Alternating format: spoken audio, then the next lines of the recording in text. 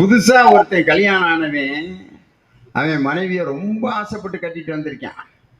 கட்டிட்டு வந்து அந்த பிள்ளைய சமைக்க சொல்லி கேட்டிருக்கான். 2வது நாள் என்னடி சமைச்சு தர போற?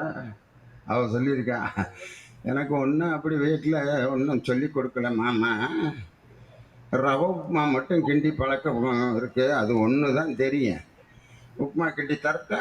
ரவை வாங்கிட்டு வாங்க அப்படின்னு ரவை வாங்கிட்டு வந்து உப்புமா கிண்டி போட்டிருக்கு. மத்தியான சாப்பாட்டுக்கு என்னடி செய்ய போகிறேன்னா வேறு ஒன்றும் தெரியாது, ரவை தான். மத்தியானமும் ரவை உப்புமா. ஏண்டி ராத்திரிக்கு ஏதாவது இதே ரவையில் ஒரு உருண்டையாவது பிடிச்சி வை. ஏன் இப்போ உருண்டை பிடிச்சி ஏதாவது உங்களுக்கு வகுத்துக்கு சேராமல் போச்சுன்னா உப்புமா மட்டும்தான் கிண்ட தெரியும். காலையிலையும் ரவை உப்புமா, மத்தியானமும் ரவை உப்புமா, ராத்திரியும் ரவை உப்புமா, அடுத்த நாள் ரவை உப்புமா. 3 நாளாக 9 வேளை ரவை உப்புமாவாக தின்னு அவனுக்கு நாக்கெல்லாம் செத்துருச்சு. அப்புறம் ஒரு நாள் பாக்கெட்டில் சம்பளத்தை வாங்கிட்டு ஒரு வீட்டுக்காரம்மாவை கூப்பிட்ருக்கேன். வாடி போய் ஒரு ஹோட்டலில் சாப்பிட்டு வருவேன், வாடி வாங்க மாமா அப்படின்னு போயிருக்கு.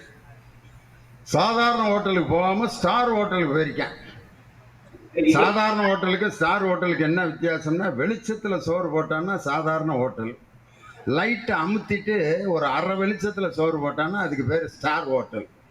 இங்கே 30 ரூபா, அங்கே 360 ரூபா, அவ்வளோதான் வித்தியாசம். இருட்டுக்குள்ளே போடுவேன் இட்லியே, அவ்வளோதான். அங்கே கூட்டு போயிருக்கேன். கூட்டு போனால் ஒரு மெனு கார்டு கொடுத்துருக்கேன். இவ்வளோ பெரிய புஸ்தகத்தை போனோன்னு கொடுக்குறாங்க. யாருக்கு? அவனுக்கு, ரவை உப்புமா பார்ட்டிக்கு. போய் அந்த புஸ்தகத்தை வாங்கி இப்படியே புரட்டி பார்க்குறேன். என்ன பூரா இங்கிலீஷில் வேறு இருக்குது, இருட்டா வேறு இருக்குது. நான் என்னன்னு இதை காண்றது? இந்த ஹோட்டலில் என்னென்ன இருக்கோ அது பூரா அந்த லிஸ்ட்டில் இருக்குது தம்பி. அதில் உங்களுக்கு என்ன வேணுமோ அதை ரைட் அடித்து கொடுங்க, நாங்கள் கொண்டு வந்துடுறேன். இங்கிலீஷில் இருக்கான். அவனுக்கு என்ன திங்கிறதுன்னே புரியல. கடைசிக்கு பார்த்தேன், அவனுடைய ராசியான நம்பரு 7ஆம் நம்பரு.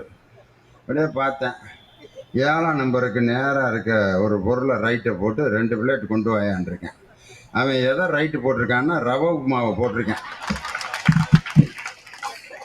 5 ஸ்டார் ஹோட்டலில் போய் ரவை உப்புமாவை ஆர்டர் பண்ணியிருக்கேன். கொண்டு வந்து 2 பிளேட்டை வைக்கவும், ஐயோ ஏன்டா இதுலேருந்து தப்பிச்சு இங்கே வரலாம்னா இங்கேயும் ரவை உப்புமாவை கொண்டு வச்சுருக்காங்களேன்ட்டு. அண்ணே கொஞ்சம் மாற்றிருக்கண்ணே, பெரிய ஹோட்டலெல்லாம் சேஞ்செல்லாம் பண்ண முடியாது, சாப்பிடுங்கன்ட்டேன். ஐயோ எவ்வளோ விடா வேலைன்னா, ஒரு பிளேட்டு 665 ரூபாங்கிறேன். ஒரு பிளேட்டு 265 ரூபாயா? அப்பா,